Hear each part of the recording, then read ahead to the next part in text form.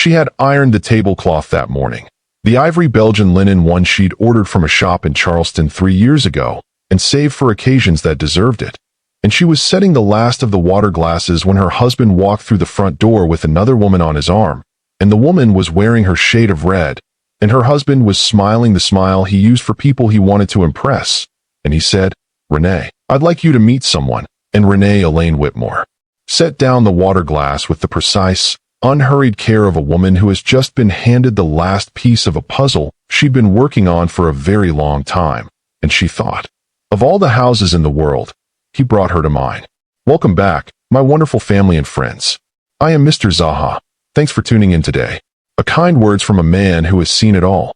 Marriage are not mostly bed of roses. Sometime you need more of. More of what? Can't say. Continue watching, and you will surely know what to do in situations like this. Kindly hit that subscribe button and drop a comment letting me know where you're watching from. Tomorrow, I'll be bringing you another exciting story you definitely don't want to miss. So let's get started.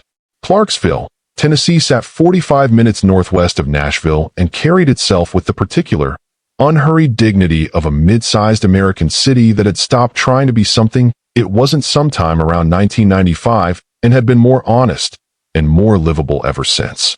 It had a river, the Red, running slow and copper-colored through downtown, and a history and neighborhoods that meant something to the people who grew up in them, and houses on its better streets that were not magazine cover houses, but were the kind of houses that meant a family had worked and saved and chosen carefully, which Renee Elaine Whitmore had always believed was more admirable than inheriting something beautiful and calling it taste.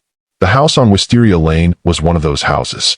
4 bedrooms, 3 bathrooms, a wraparound porch that caught the afternoon light in a way that still, after 7 years, made Renee pause on her way inside to simply look at it.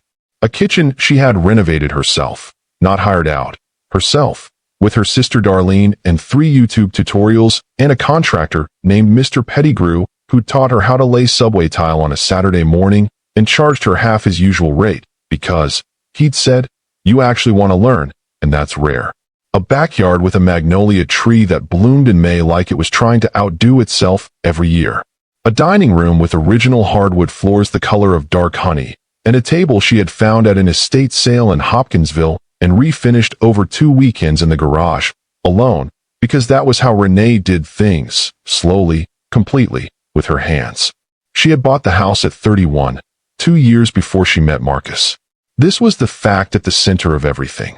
The fact that Marcus Whitmore had never fully absorbed, had perhaps never been told with sufficient clarity, or had been told and filed in the particular cabinet, where men like Marcus stored information that complicated the story they were telling themselves about their own lives. The house was hers. The deed had her name on it. Renee Elaine Whitmore, née Carter, only daughter of Robert and Gloria Carter of Clarksville, Tennessee, graduate of Austin Peay State University with a degree in accounting and a minor in business administration. Currently the senior director of financial operations at Hargrove Regional Medical Center, owner of 1 house, 1 paid-off car, 1 carefully managed investment portfolio her mother didn't know about, and 1 marriage that had been dying by degrees for 2 years with the quiet, patient persistence of a plant that isn't being watered. She had known about the woman for 6 weeks. Not suspected. Known. In the specific and irreversible way you know things when you have an accounting brain and a marriage that has started generating irregularities the way a balance sheet generates red flags.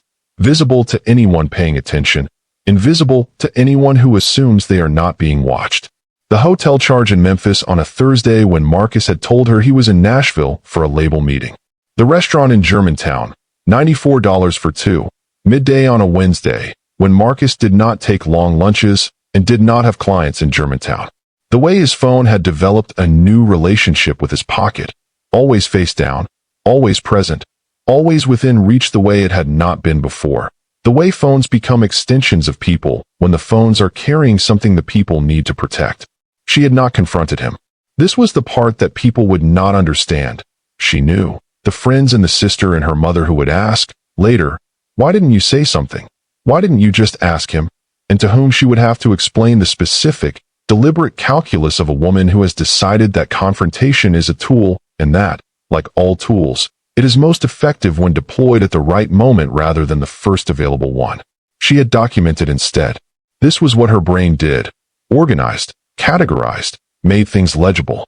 She was the woman at Hargrove Medical who could look at a quarter's worth of operational expenditures and find the $4,000 anomaly on page 11 that everyone else had walked past.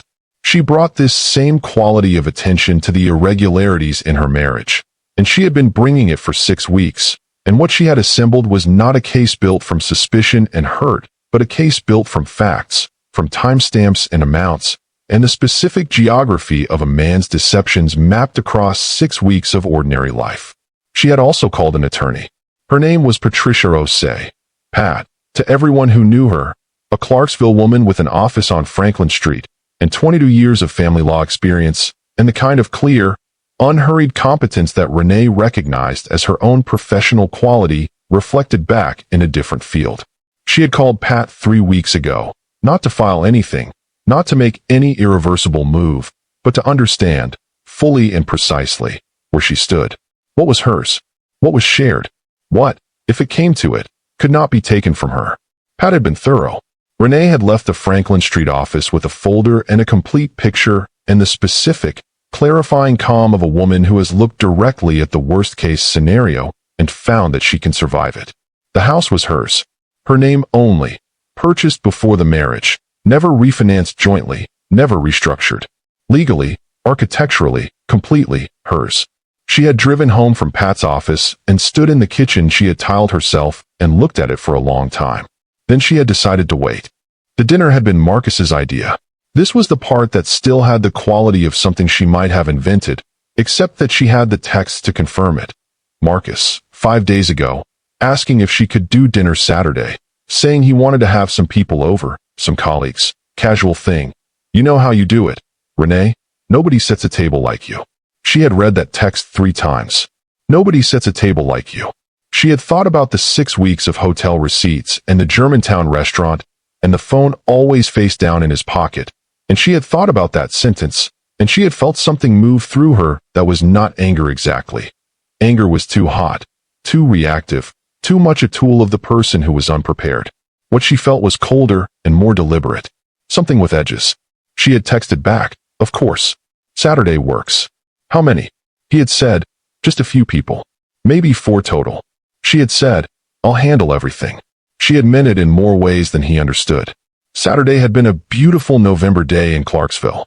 Renee had been up at 7, moving through the house with the focused, unhurried efficiency that was her natural register. The grocery run first, then the kitchen prep, then the table. She had chosen the ivory Belgian linen tablecloth. She had brought up from the cabinet the good dishes, the ones her mother had given her when she moved into this house. White crane pattern with the thin gold rim, 8 place settings that had waited in their cabinet for occasions that deserved them. She had made her grandmother's pot roast, 7 hours in the slow cooker, the smell of it moving through the house by 10 in the morning, the specific smell of a Sunday dinner that meant safety and abundance and care, the smell of a home that knew what it was. She had made the cornbread from scratch, the green beans the way her father liked them, long cooked with smoked turkey neck, the sweet potato casserole with the brown sugar crust. She had set the table at 4 o'clock, alone in the dining room with the afternoon light coming through the windows, laying each piece with the attention it deserved. The cloth smooth and unwrinkled, the dishes centered, the silver polished the night before and set with geometric precision, the water glasses catching the light and holding it. She had looked at the finished table for a moment. Then she had gone upstairs, showered, and put on the navy dress, the structured one, the one she wore when she needed to feel like exactly who she was. She was back in the kitchen checking the roast when she heard his key in the front door. She heard 2 sets of footsteps. She heard Marcus's voice, the social voice, the one with the extra warmth he turned on for people he was performing for, saying something she couldn't quite catch, and then the sound of a woman's laugh, low and practiced, the kind of laugh that knows it's being listened to. She picked up the water glass she'd been about to carry to the table. She walked to the kitchen doorway. Marcus came around the corner first, and he was wearing the gray blazer she'd bought him for his birthday in March, and he was smiling, and behind him was a woman, tall, late 30s, the red dress, who was looking around the entryway of the house with the particular, assessing attention of someone visiting a place they've been curious about. Renee, Marcus said. The social smile, warm and easy. The smile of a man who does not know that the floor has already shifted beneath him. I'd like you to meet someone. Renee Elaine Whitmore set the water glass down on the kitchen counter with both hands, carefully and without sound. She looked at her husband. She looked at the woman in her entryway, in her shade of red, in her house. Standing on the hardwood floors, she had refinished herself from an estate sale in Hopkinsville. She felt the cold, clear thing move through her again, the thing with edges. And she smiled. If this first scene already has you feeling something, drop a comment below. Tell me what you felt when she set down that glass. We're just getting started. Her name was Candace. Renee learned this in the entryway, standing 3 feet from her husband and the woman he had brought into her house, and she absorbed the name the way she absorbed all significant information, completely, without visible reaction, filing it in the place where she kept things she intended to use correctly. Candace Briggs. Marcus said the last name too, with the slight additional emphasis of a man establishing credentials, as though a last name made this introduction something other than what it was. She worked at the regional office of a commercial real estate firm in Nashville. She had the handshake of a woman who had been taught that a firm handshake communicates competence, and she was not wrong, and she deployed it now with a smile that was bright and practiced and did not reach the specific place behind the eyes where genuine ease lives. She was nervous. Renee clocked this in the first 15 seconds. The way Candace's gaze moved around the entryway with that particular hungry attention, taking inventory without appearing to, the way people do when they are entering a space they have imagined and are now measuring the imagination against the reality. She had imagined this house. That much was visible. She had a picture of it in her mind that she was now quietly comparing to the real thing, and something in the comparison was making her work slightly harder at the smile. Renee understood this perfectly. She had, she suspected, been described to Candace in a specific way, a particular framing. The kind of framing that made this visit feel manageable to a woman who was standing in another woman's home on a Saturday evening. She wondered what that framing had been. She would find out, she suspected, before the night was over. "Let me take your coat," Renee said. Her voice was warm. This was not performance. Renee had made a decision in the 3 seconds between setting down the water glass and walking into the entryway, a decision she had made with the clear-eyed precision she brought to serious decisions, which was that the most powerful thing she could do tonight was be exactly and completely herself. Gracious. Unhurried. The woman who set a table that nobody set like, who made pot roast that smelled like it had been cooking since morning, because it had, who moved through her own home with the specific, unperformable ease of someone who knows every floorboard. She took Candace's coat. She hung it in the entryway closet, her closet, with her winter things and Marcus's jackets and the shelf at the top, where she kept the extra blankets her mother had quilted, and she turned back to the room with the same unhurried calm. "Dinner's about another 30 minutes, she said. "Come on in. I'll get you both something to drink." Marcus was watching her. She could feel it, the specific quality of his attention, the slight recalibration happening behind his easy social expression as he processed the fact that this was going differently than he had, apparently, anticipated. He had expected something. Tension, perhaps. The particular stiffness of a wife who suspects but cannot prove, who must perform hospitality through gritted grace. He had not expected this. The genuine warmth, the unhurried movement, the woman in the navy dress who was carrying the evening forward with the calm authority of someone who has already decided how it ends. Renee led them into the living room. The living room was the room that always stopped people. Not because it was decorated expensively. It wasn't. Not in the way that required a designer or a budget that announced itself, but because it was so completely and coherently itself. The bookshelves her father had built flanking the fireplace. The reading chair in the corner by the window. The leather worn to the specific softness of something used and loved. The framed photographs on the mantel. Her parents' anniversary, Darlene's wedding. The one from Austin P graduation where Renee was laughing at something off camera, and her mother was looking at her with an expression that could only be called pride made visible. And above the fireplace, the piece she'd bought from a local artist at the Clarksville downtown market 4 years ago, an abstract in deep blues and warm golds, large enough to anchor the room, the kind of painting that asked something of you when you looked at it. Candace looked at it. "That's beautiful," she said, and this time the warmth in her voice was real, unguarded, the first unguarded thing she'd offered since she walked through the door. "Thank you," Renee said. "Local artist. Melanie Carr. She has a studio on Commerce Street, if you're ever looking." She moved to the drink cabinet and began fixing gin and tonics without asking. She had heard Marcus describe Candace's drink preference to someone on the phone 2 weeks ago, through the half-open office door, and she had noted it with the same automatic precision with which she noted everything. She brought the drinks. She excused herself to the kitchen. She stood at the counter and checked the roast. Through the pass-through, she could hear them, the lowered register of Marcus's voice, the response she couldn't quite make out. She didn't need to make it out.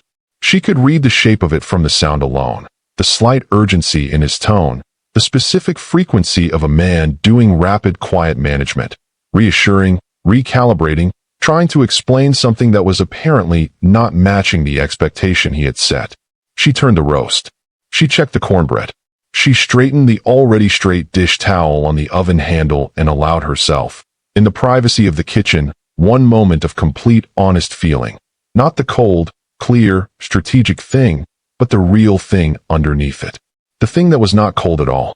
The thing that had been sitting in her chest for 6 weeks like a stone she carried everywhere, that she had gotten very good at carrying without showing. That was the actual human cost of what was happening to her life, to the life she had built in this house, with these dishes, in this table, and this pot roast that smelled like her grandmother's kitchen, the life she had tried to make real and good and worth the effort of 2 people, and which had been quietly, carelessly halved by a man who had taken her stability as permission to look elsewhere. She felt it. All of it. She gave it 30 seconds. Then she picked up the cornbread pan and carried it to the table. The other guests arrived at 6:15. She had invited them herself.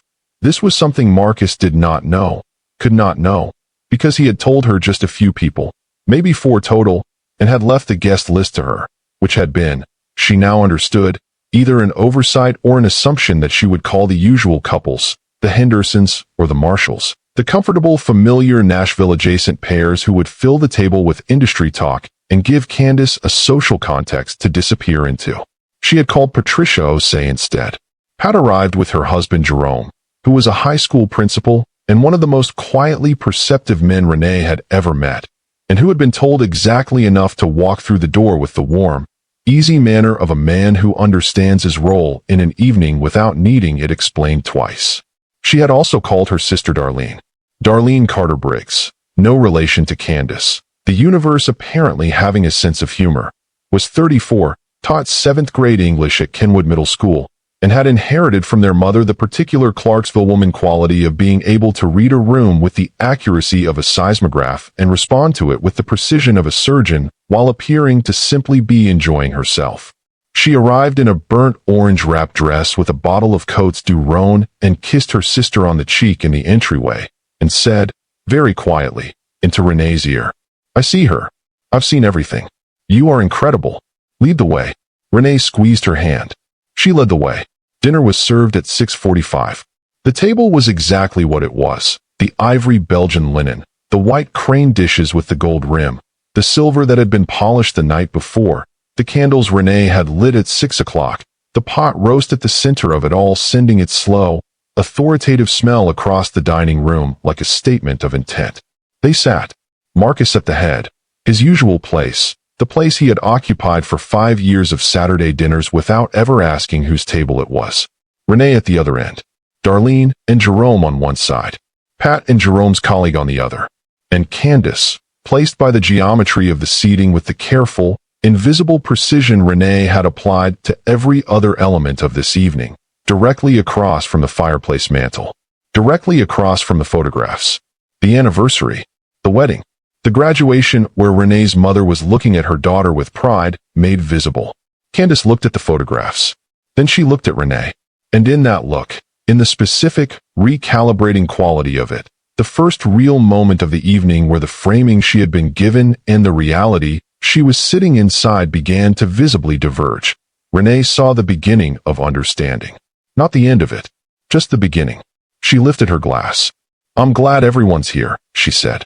"This house has always been at its best with a full table." She felt Marcus go still at the other end. She did not look at him.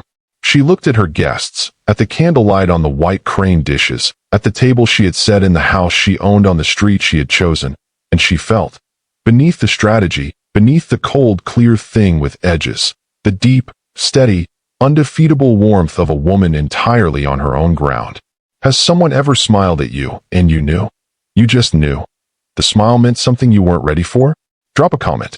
Tell me if you've ever been Candace in this story. Tell me if you've ever been Renee. The first 15 minutes of dinner were beautiful. This was the thing about Renee's tables. They did what good tables always do, which is create the conditions for people to become slightly more themselves than they intended to be. The food helped. The pot roast was the kind of food that disarmed people, that reached past the social register and touched something older and more honest, the part of a person that remembers being fed by someone who meant it. Jerome had 2 helpings before the table had been seated 10 minutes, and said, with the uncomplicated sincerity of a man who knows what he's tasting, that this was the best thing he'd eaten since his mother's kitchen in Murfreesboro, and Renee had thanked him the way she accepted all genuine compliments, fully, without deflection. Darlene was magnificent. This was the word for it. Not performing, not working, simply being the specific and formidable thing she was, filling the table with the warmth and the easy Clarksville woman humor that made everyone around her feel simultaneously entertained and at home. She asked Jerome about the school district.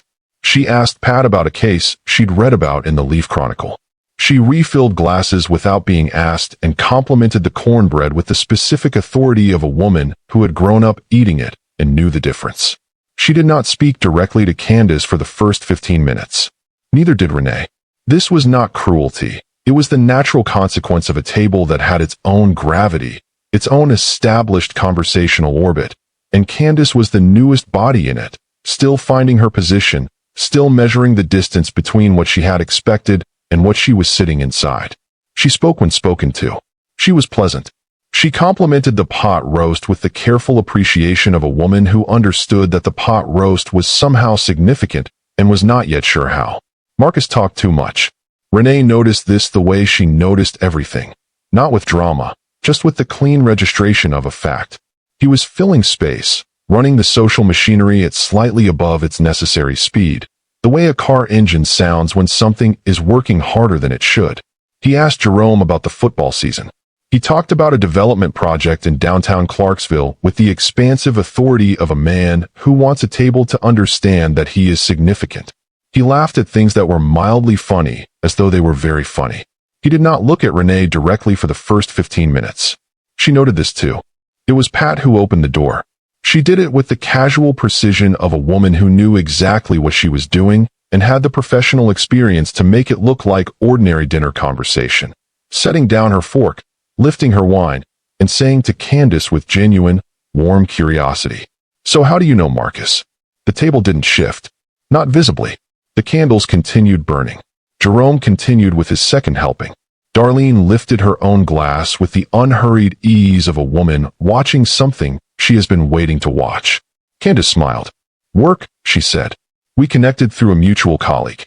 Real estate and development overlap more than people think." "Oh, absolutely," Pat said. "Which firm did you say?" Candace said the firm's name. Pat nodded with the attentive interest of a woman storing information.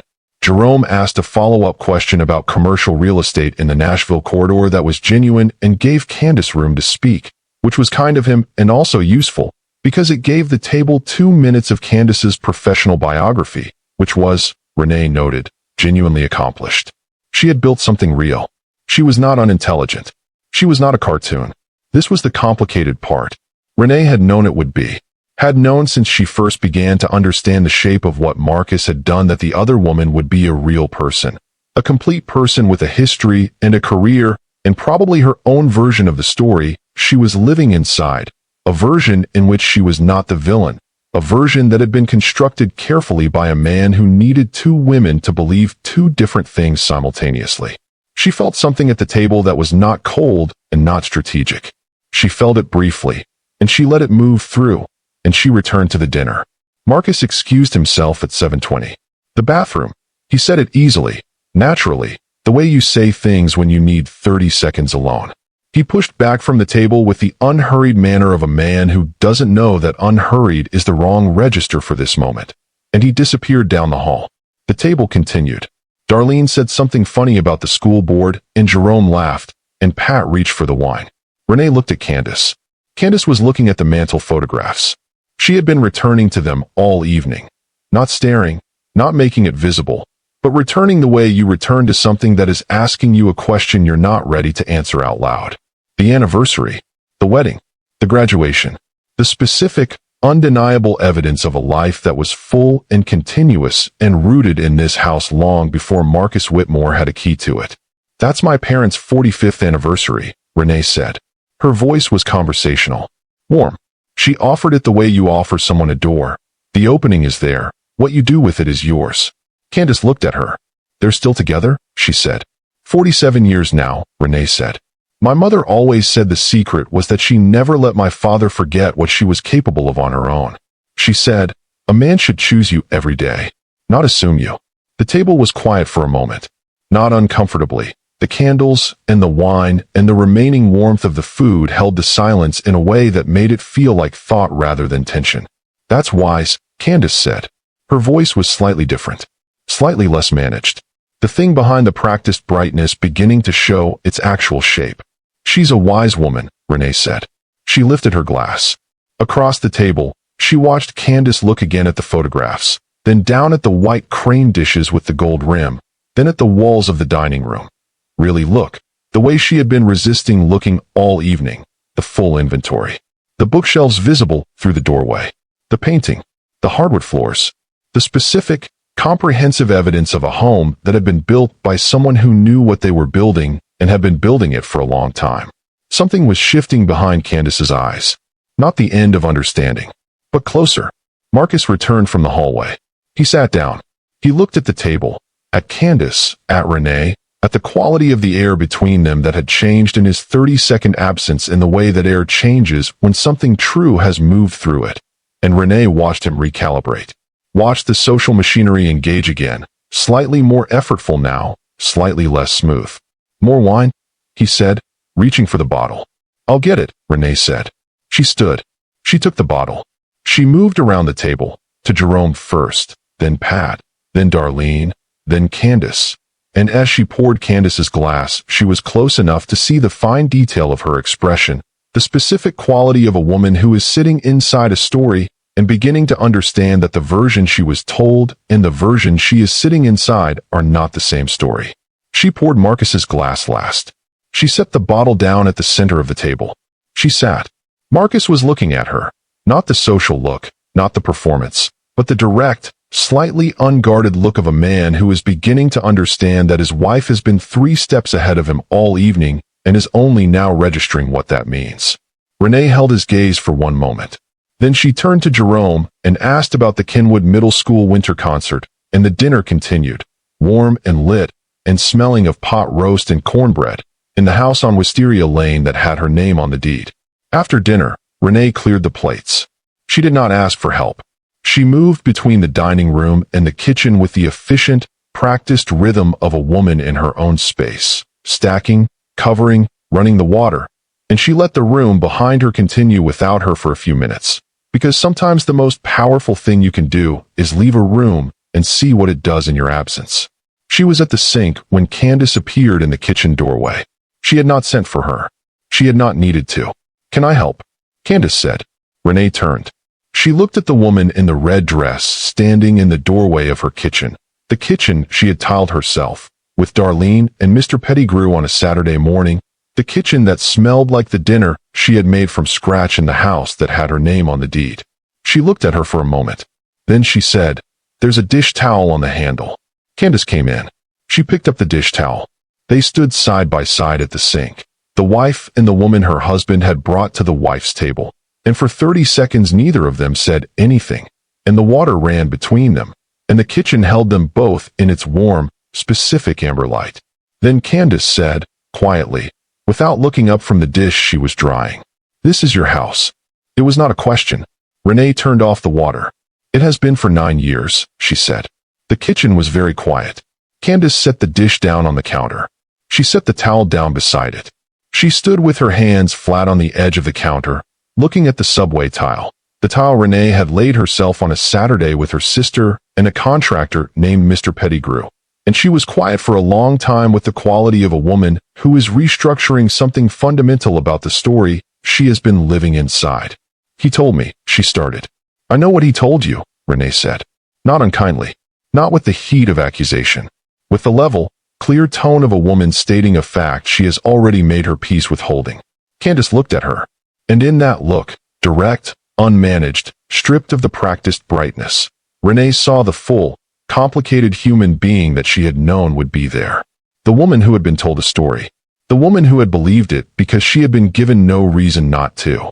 The woman who was standing in a kitchen that was not what she had been led to expect, in a marriage that was not what she had been led to understand, at a table that had told her more truth in 2 hours than the man in the dining room had told her in however long this had been going on. I didn't know, Candace said. About all of this. Who you? She stopped. He didn't tell me any of this. No, Renee said. He wouldn't have. A long silence. I'm sorry, Candace said. And the apology was real, not performed, not strategic, the raw and uncomfortable sorry of a woman who has just understood the full size of what she's been standing in. Renee looked at her for a moment. Go get your coat, she said quietly. I think it's time for you to go home, Candace. Candace nodded. She set the dish towel down. She walked out of the kitchen. Renee stood at the sink in the silence and listened to the sound of the evening beginning to change shape in the dining room. Darlene's voice, steady and warm, managing the room the way Darlene always managed things she'd been asked to manage. Pat's voice, Jerome's, and then Marcus, and the specific, unmistakable quality of a man beginning to understand that the floor he has been standing on all evening has been hers the entire time. There are two kinds of strength, the kind that makes noise and the kind that sets a table and waits. Which kind are you? Drop a comment. This story is about to reach its turning point. Candace left at 8:47. Renee knew the time because she was standing in the kitchen doorway when it happened, heard the brief, low exchange in the entryway, Marcus's voice tight and recalibrated, Candace's response too quiet to make out, and then the specific sound of the front door opening and closing with the careful, deliberate softness of a woman who has understood that she does not get to make noise in this house tonight. Then silence. Then Marcus's footsteps in the hallway, not returning to the dining room, but stopping just outside the kitchen, and Renee heard him stop, heard the particular quality of a man standing on the other side of a wall deciding something, and she turned back to the counter and began covering the leftover cornbread with the calm, unhurried efficiency of a woman who has been deciding things for 6 weeks and is entirely comfortable waiting for someone else to catch up. In the dining room, Darlene had seamlessly absorbed the departure into the evening's texture. She was telling Pat something about a student's essay. Jerome was laughing. The wine was still moving around the table, and the room sounded, to anyone listening from the hallway, like a perfectly ordinary Saturday dinner in a perfectly ordinary house. This was Darlene's specific gift, and Renee had been counting on it. Marcus appeared in the kitchen doorway. He looked at his wife at the counter. She did not turn around. Renee, he said. The guests are still at the table. Marcus, she said. Her voice was even. Go back in. We'll talk later. A pause. Renee. Later, she said. Please. She heard him stand there for another moment. The specific, slightly undone quality of a man who has prepared for a confrontation and been denied the terrain for it, which is its own kind of answer. Then she heard him walk back down the hall to the dining room, and she heard the social register re-engage, slightly rougher than before, and she allowed herself one quiet breath at the counter before she picked up the dessert and followed him in. Pat and Jerome left at 9:30. Pat hugged her at the door with the specific, additional pressure of a woman who is also your attorney and your friend, and who has spent the last 3 hours watching you be extraordinary under circumstances that would have unraveled most people. And she said nothing because nothing needed to be said, and Jerome shook Renee's hand and told her again about his mother's kitchen in Murfreesboro and meant it entirely. Darlene was the last to go. She helped Renee carry the final dishes to the kitchen, moving with the efficient sisterly shorthand of women who have been cleaning up after family dinners together since childhood. And at the sink she turned to Renee and looked at her with the full, unguarded assessment of a sister who has been watching all evening and has seen everything. You okay? She said. I will be, Renee said. Darlene looked at her for another moment, reading the thing beneath the thing, the way she always did. He's in the living room, she said. I know. You want me to stay? Renee shook her head. Darlene dried her hands. She picked up her coat from the chair. At the kitchen door, she turned back one more time. Mama's 47th anniversary speech, she said. Remember what she said at the end of it? Renee looked at her sister. She said a marriage is not what you build together, Darlene said quietly. It's what you're willing to rebuild when the first thing falls down. She paused. I'm not saying forgive him tonight. I'm not saying anything about tonight. I'm just saying, remember she said that. Then she was gone. Renee stood in the kitchen for a long moment after the front door closed. The house was very quiet. She could hear Marcus in the living room. The specific silence of a man sitting in a room, not moving. The quality of waiting that has its own sound when you have lived with someone long enough to know the difference between his silences. She took off her apron. She folded it over the oven handle. She walked to the living room. He was sitting in her reading chair. Not the couch. The chair, the leather one in the corner by the window that was specifically and entirely hers. The one worn to the softness of something used and loved. And she registered this with the dry, internal clarity she had been applying to everything all evening. He had sat in her chair. He did not know it was her chair. He had never thought to ask whose chair it was. This was the whole problem in miniature, sitting in the corner by the window in the November dark. She sat on the couch across from him. She crossed her legs. She looked at her husband. Marcus Whitmore was 44 years old and had, for most of those 44 years, been the most certain person in whatever room he was in. Certain of his opinions, certain of his direction, certain of his own particular gravitational pull, the quality that had attracted her to him once, the quality that had curdled slowly and imperceptibly into the certainty that the world, and Renee, would arrange themselves around him because they always had. He did not look certain tonight. He looked like a man sitting in a chair that fit him wrong, in a room that was telling him something about itself that he had never stopped to hear before. How long have you known? He said. 6 weeks, she said. He absorbed this. She watched him absorb it. The timeline, the implication of the timeline, the full weight of 6 weeks of her knowing laid over 6 weeks of his assuming she didn't. The dinner, he said slowly. Tonight was dinner, she said. I made pot roast. I set the table. You brought a guest I hadn't met. These are the facts of this evening, Marcus. He looked at her. Renee, I want to ask you something, she said. And I need you to hear it as a real question, not as an accusation. I have enough for accusation. I'm not interested in accusation tonight. She held his eyes. I want to know, when you called me 5 days ago and asked me to set a table for 4, and you said nobody sets a table like you. Renee, what did you think you were doing? He was quiet. Did you think I didn't know? She said. Or did you think that I knew, but it didn't matter? That I would set the table anyway because that's what I do. I set the table, I make the food, I make everything work, and what goes on outside this house is yours to manage and mine to absorb. Her voice stayed level. Not cold, not hot. The specific register of a woman asking a genuine question at full volume. I need to know which one it was, Marcus. Because they are very different things. Marcus put his elbows on his knees and his hands over his face. He sat like that for a moment. Then he lowered his hands and looked at the floor between them and said, with the roughness of a man from whom the management has fully departed, I didn't think. About which part? About any of it. He looked up. About what I was asking you. About what it meant to bring her here. About, he stopped. He looked around the living room. The bookshelves, the painting above the fireplace, the photographs on the mantel, with the quality of a man seeing a room he has lived in for 5 years for what it actually is. About whose house this is. The room was quiet. Outside, the November night was still, and the magnolia in the backyard stood bare against the dark. Tell me about the house, he said. His voice was different now, lower, stripped of everything it used to perform. I know you bought it before we met. I know it's in your name. I don't know, he stopped. I don't know anything I should know about it. I never asked. No, she said. You didn't. Tell me. She looked at him for a long moment. Then she looked around the room. The bookshelves her father had built, the reading chair she'd found at an auction in Dover, the painting she'd bought at the downtown market on a September morning 4 years ago when she'd gone alone because Marcus had been busy and she'd bought it anyway because she didn't need company to know what she loved. I was 29 when I started saving for this house, she said. Not 29 when I bought it. 29 when I started saving. I had a spreadsheet. My mother thought I was being optimistic, and my father said optimistic was another word for prepared. She paused. I looked at 11 houses over 14 months. I made offers on 2. I lost the first one, and I sat in my car outside the house that someone else was going to live in, and I cried for about 10 minutes, and then I recalculated and kept saving.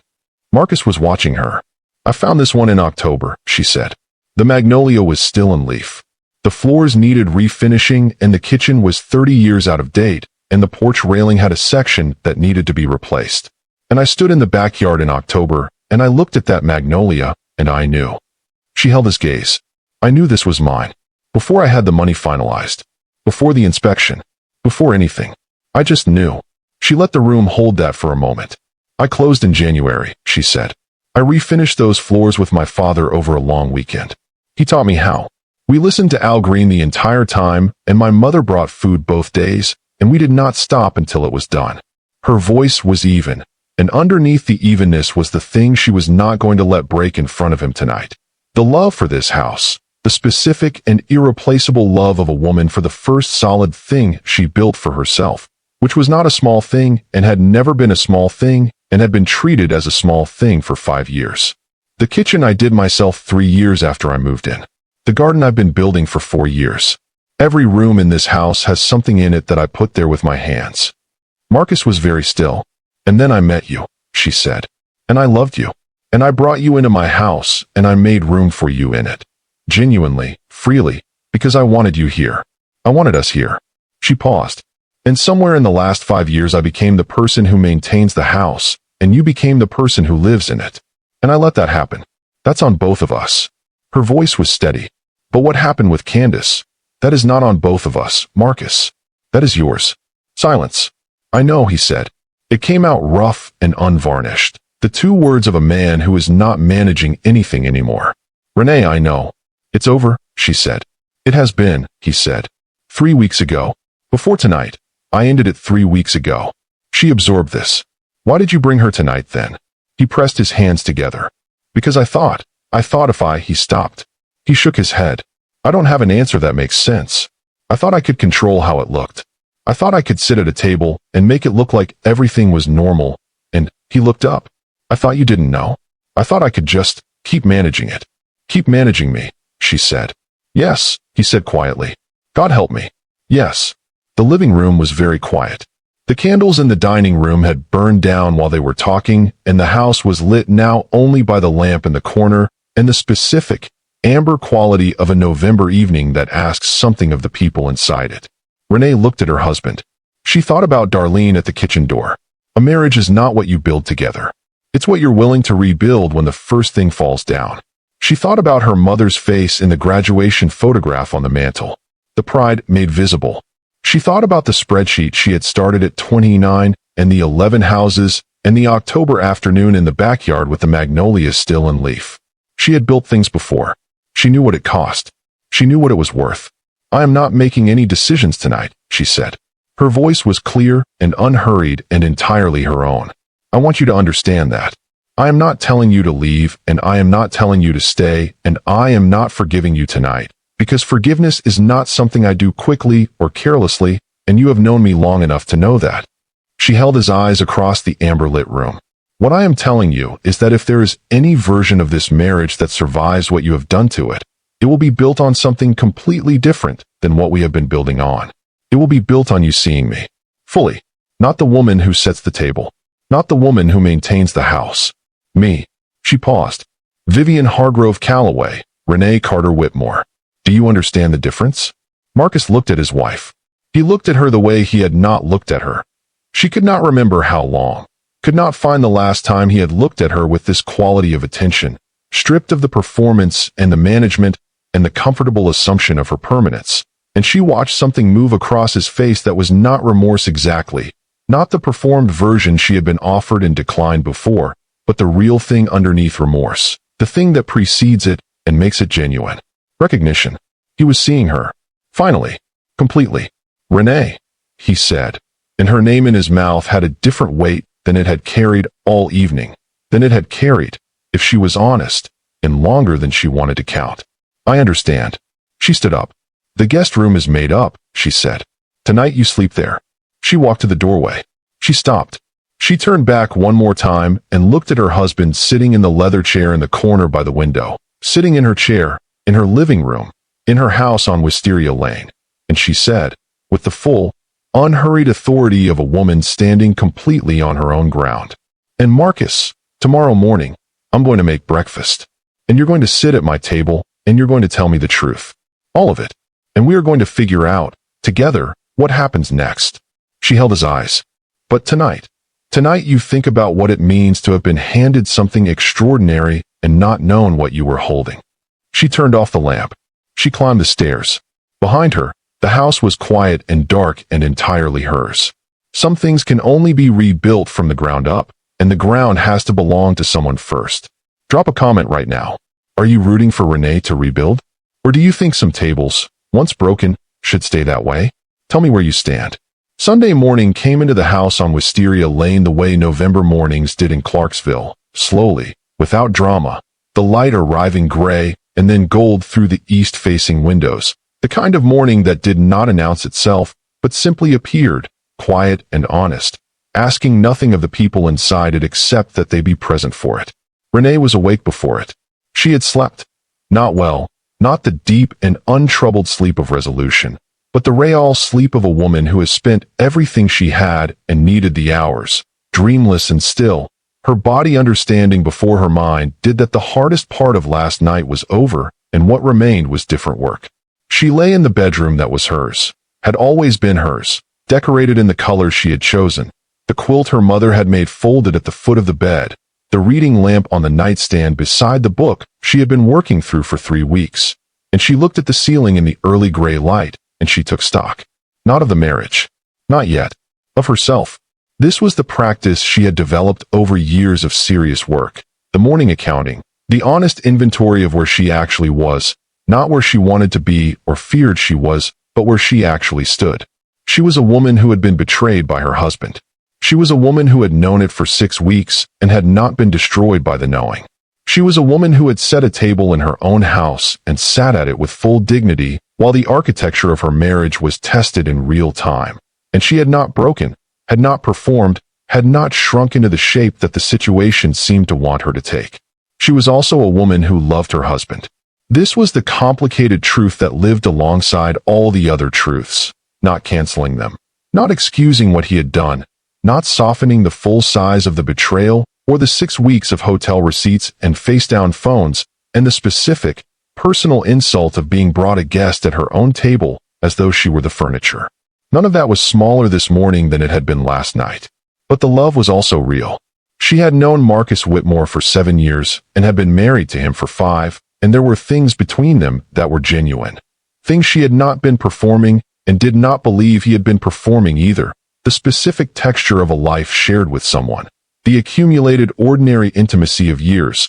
The way he laughed at her dry humor before she'd finished the sentence. The way he had sat with her father at this same table 2 Thanksgivings ago and listened to Robert Carter talk about the history of Clarksville for an hour with what had appeared to be genuine interest and was genuine.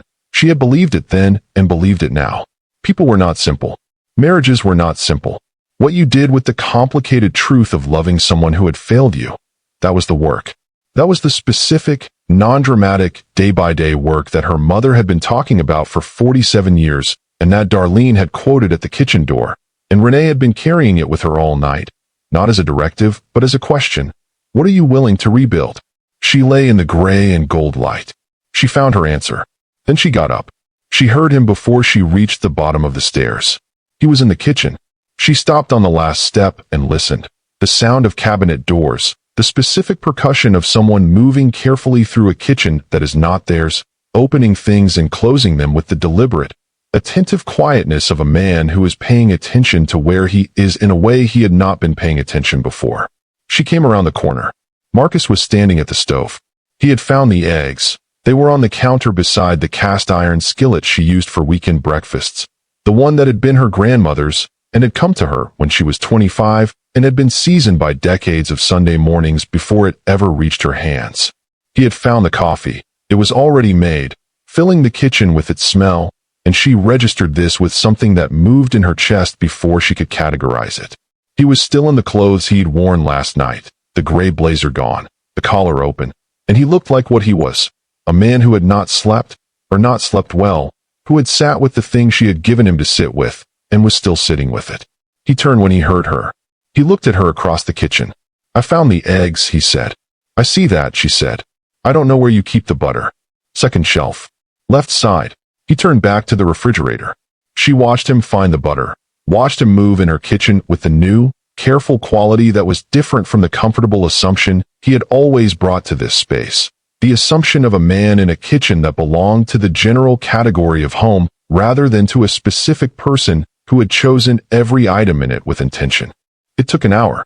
Not because the facts were complicated. They were, in their way, the ordinary facts of a particular kind of failure, a particular kind of man at a particular kind of crossroads who had made a series of choices that compounded in the specific, avoidable way that choices compound when you stop paying attention to what you have, but because Renee had asked for the truth, all of it, and Marcus Whitmore, who had spent the better part of his adult life being the most certain person in the room, was discovering that telling the full truth required him to be uncertain, required him to sit with what he didn't know about himself alongside what he did, and this was slow work. He talked about the past year at the firm, the pressure, the deals that hadn't closed, the specific erosion of confidence that he had refused to bring home, because bringing it home meant being seen diminished, and being seen diminished felt, to the man he had been, like a loss he couldn't afford. He talked about Candace, not defensively, not with the calibrated remorse she had declined before, but with the honest and unflattering clarity of a man describing a failure he can now see completely. He had not been looking for love. He had been looking for the sensation of competence, somewhere, in something, with someone who didn't know the version of him that was struggling. He had found it in the wrong place with the wrong person, and he had told himself the stories that people tell themselves in those situations because the stories were easier than the truth. He talked about Renee. This was the hardest part, and she could hear it in his voice. The specific difficulty of a man saying accurate, unflattering things about himself in relation to a person he loved and had wronged. He talked about what he had done with her stability, how he had taken the solidity of her, the competence and the groundedness and the specific, unwavering quality of her presence in his life, and converted it in his mind from something he was grateful for into something he was entitled to, something that would simply be there regardless of what he did, like the house, like the table, like the pot roast that appeared on Saturday evenings because she made it. "I made you invisible," he said. "In my head. I made you so permanent that you became invisible." He looked at her across the island. "And you were standing right in front of me the whole time, being the most substantial person in my life." The kitchen was very quiet. "Why didn't you talk to me?" she said. "About the firm. About the pressure. About any of it." He looked at his coffee cup. "Because you are so capable," he said. "Because every time I imagined bringing you something broken you would. I thought you would." He stopped. He shook his head. "I told myself you would think less of me. But I think the truth is I would have thought less of me. And I couldn't stand for you to see that." Renee was quiet for a moment. "Marcus," she said, "I have a spreadsheet I started at 29. I lost a house I loved to someone else's higher bid, and I sat in my car outside it and cried for 10 minutes. She held his gaze. "I have never once been someone who needed you to be unbreakable. I needed you to be here. Those are not the same thing." He looked at her. He looked at her the way he had looked at her last night in the living room. Fully, without management, and she watched the understanding move through him. The real understanding, not the performance of it, but the cellular thing, arriving and settling and changing the shape of something in his expression. "I know that now," he said. "You have to keep knowing it," she said. "Not just today. Not just while the table is still set from last night. Every day, Marcus. That's what I need from you. Not the grand gesture. The daily knowing." He nodded. "There will be conditions," she said. "We see someone, a counselor. Not because I need someone to tell me how to feel about this, but because I am not doing the rebuilding work alone. You do it with me, in front of someone who holds us both to the truth." She paused. "And the business, I want to know. All of it. The pressure, the deals, the hard quarters. You bring it home to me. I am your partner, or I am not. There is no middle." "You are," he said immediately. "Renee, you are." "Then act like it," she said. "Starting today. Starting with the dishes." Something moved across his face. Not quite a smile. Not yet. The circumstances not yet permitting a full smile. But the shadow of one. the specific expression of a man who has heard something that has reached him at the level where real things reach. He got up. He carried both plates to the sink. He ran the water. Renee sat at the island in her kitchen in her house on Wisteria Lane, and she watched her husband wash the breakfast dishes in the November morning light, and she held the full complicated weight of what she was choosing. Not lightly, not with the uncomplicated ease of forgiveness that comes cheaply, but with the clear-eyed, deliberate, costly grace of a woman who has looked directly at the worst of what her marriage has been and is choosing, with full information and full power, to find out what it could become. It was not resolution. Not yet. Resolution was not a single morning, was not one honest conversation over scrambled eggs and coffee in a kitchen that smelled like Sunday. Resolution was the project her mother had been describing for 47 years, the daily rebuilding, the choosing, the showing up to the work without the guarantee of the outcome. But it was a beginning. And Renee Elaine Whitmore, née Carter, daughter of Robert and Gloria, owner of this house, senior director of financial operations, woman with a spreadsheet and a magnolia tree and a dining table, she had refinished herself from an estate sale in Hopkinsville, had never been afraid of a beginning. She got up from the island. She went to stand beside her husband at the sink. She picked up the dish towel from the oven handle. She dried. 3 months later, the magnolia bloomed early. February was too soon for it. Everyone said so. Her neighbor, Mrs. Patterson from across the street, her father on the phone, the gardening app she consulted with the same devotion she gave to financial data, but the magnolia did not appear to be consulting anyone. It simply did what it did, which was bloom in its own time and in its own way. Enormous white flowers against the winter-gray sky, the tree apparently deciding that February was precisely when it intended to be beautiful and declining to negotiate. Renee was standing on the back porch with her coffee when she noticed it. She stood for a long time. Behind her, through the kitchen window, she could hear Marcus on the phone. Not the social voice, not the performance, but the real one, the one she had been hearing more of in these 3 months. The voice of a man learning to operate without the armor, talking to someone from the firm about a deal that was difficult, and saying, plainly, "I'm not sure about this one. Let me think it through," which was a sentence she was not certain she had ever heard him say before, and which was more attractive to her than the confidence had ever been. They had been to 4 sessions with Dr. Amara Collins, a therapist on Riverside Drive whose office had good light, and who had the specific, non-negotiable quality of seeing both people in a couple with equal and complete clarity, which was sometimes uncomfortable and always useful. Marcus had shown up to every session. He had not managed Dr. Collins. He had sat in the chair across from her and said true things, and Renee had watched him do it and had said her own true things. And between the 4 sessions and the daily work of the 3 months, something was being built in the space between them that was not what had been there before, was not the comfortable, asymmetrical arrangement of the previous 5 years, was something more honest and therefore more real, therefore more worth the effort. It was not finished. She did not expect it to be finished. She expected it to be ongoing, the way the garden was ongoing, the way the house was ongoing, the way anything worth having required the continuous, attentive, loving work of maintenance. Marcus came to the back door. He stood in the doorway with his own coffee and looked out at the magnolia. "February," he said. "I know," she said. "Doesn't it know it's too early?" "Apparently it doesn't care," she said. He came to stand beside her on the porch. They stood together in the February morning looking at the tree that was blooming in defiance of the season, and the coffee was warm in her hands, and the house was behind them. Her house, their home, the thing that was both at once. And Renee looked at the magnolia and thought about what her grandfather had told her father and her father had told her. The thing about optimistic being another word for prepared. And she thought about the spreadsheet at 29 and the 11 houses and the October afternoon in this backyard when she had looked at this tree and known. She had known. She reached out. She took her husband's hand. Not because it was resolved. Not because the wound was gone or the trust was fully rebuilt or the work was anywhere near finished.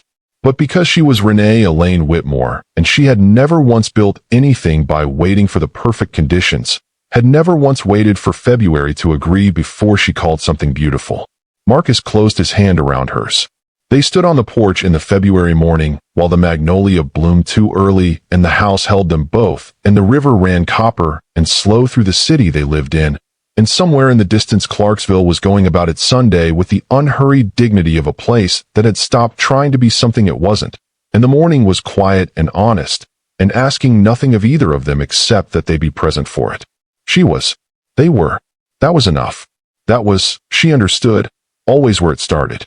Some things bloom before they're supposed to, and maybe that's not too early. Maybe that's exactly on time. If this story moved you, drop a comment right now. Tell me which moment stayed with you. Tell me what you're rebuilding. Tell me what you refuse to let go of. This story was for everyone who ever set a beautiful table and deserved to sit at it. Thank you so much for watching my story all the way to the end. Your support means everything. Don't forget to subscribe to my channel and drop a comment below. I'd love to hear your thoughts.